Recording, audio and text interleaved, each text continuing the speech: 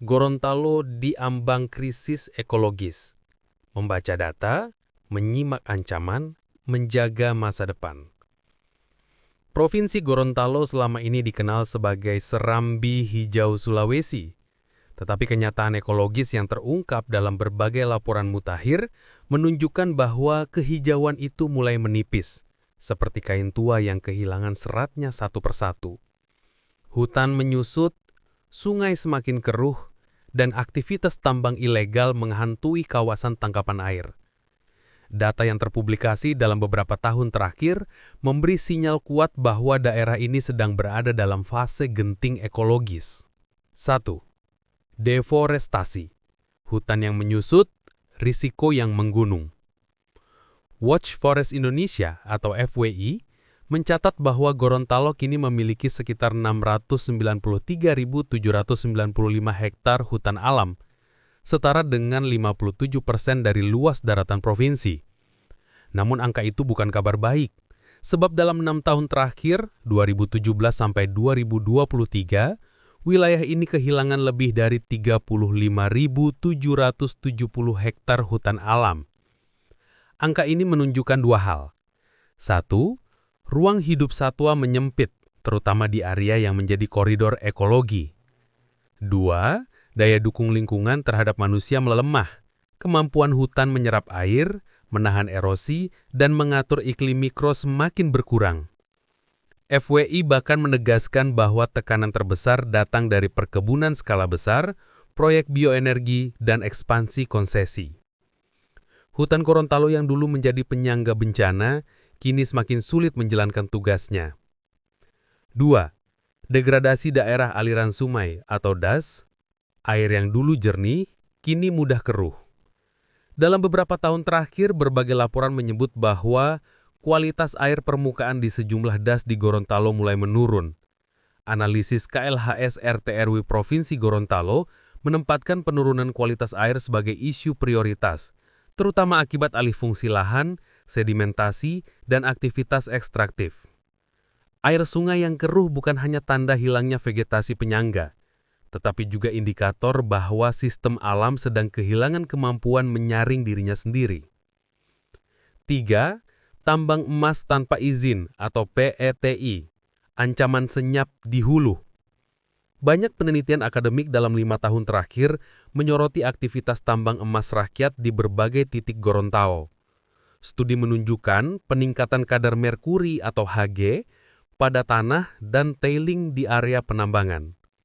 Peningkatan TSS atau Total Suspended Solids di aliran sungai yang dilewati limbah tambang. Potensi pencemaran air tanah di desa-desa sekitar lokasi PETI. Di Buntulia, Pohuwato, penelitian 2023 menunjukkan bahwa air permukaan di sekitar PETI mengalami kekeruhan abnormal, sementara beberapa titik air tanah berstatus perlu perhatian. Ini menandakan bahwa aktivitas tambang tidak hanya mengganggu lanskap, tetapi juga meresap ke perut bumi, menyentuh sumber air yang menjadi nadi kehidupan masyarakat desa. 4.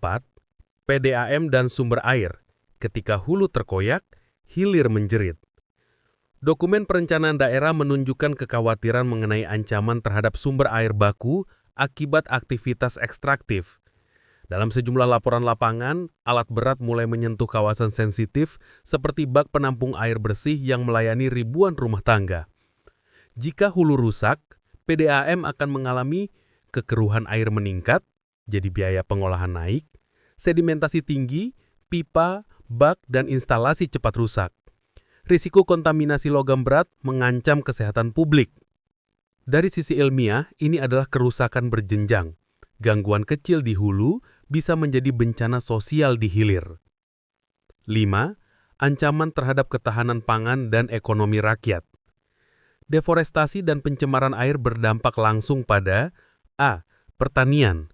Tanaman pangan seperti jagung, padi sawah, dan hortikultura sangat tergantung pada air bersih. Penurunan kualitas air menyebabkan produktivitas sawah dan ladang menurun. B. Peternakan dan perikanan. Kekeruhan air dan paparan logam berat dapat mengganggu kesehatan ternak dan biota air. C. Masyarakat adat dan lokal. Di beberapa wilayah, masyarakat sangat bergantung pada sungai sebagai sumber air minum, irigasi, dan ritual adat. Ketika sungai tercemar, hilang pula sebagian identitas ekologis mereka. 6. Membaca data, menatap masa depan. Semua data yang terkumpul membentuk satu gambaran besar. Gorontalo sedang mengalami tekanan ekologis yang semakin kuat dari waktu ke waktu. Hutan menyusut, sungai melemah, dan aktivitas tambang bergerak lebih dekat ke sumber air. Ini bukan sekedar isu lingkungan, ini isu peradaban yang menyangkut kelangsungan hidup anak cucu kita.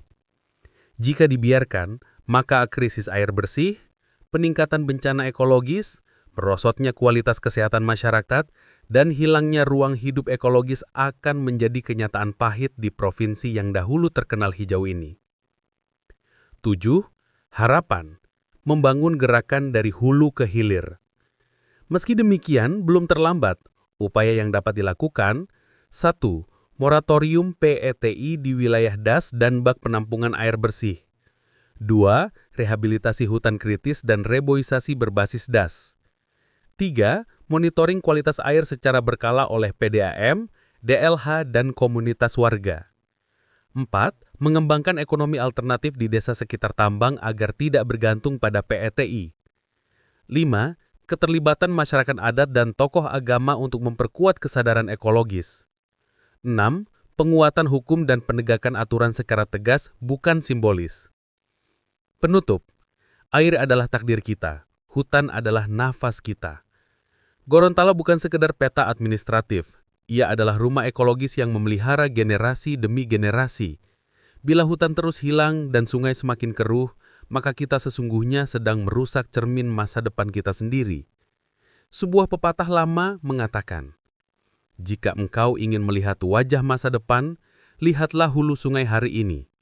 Dan hari ini, hulu itu sedang meminta pertolongan.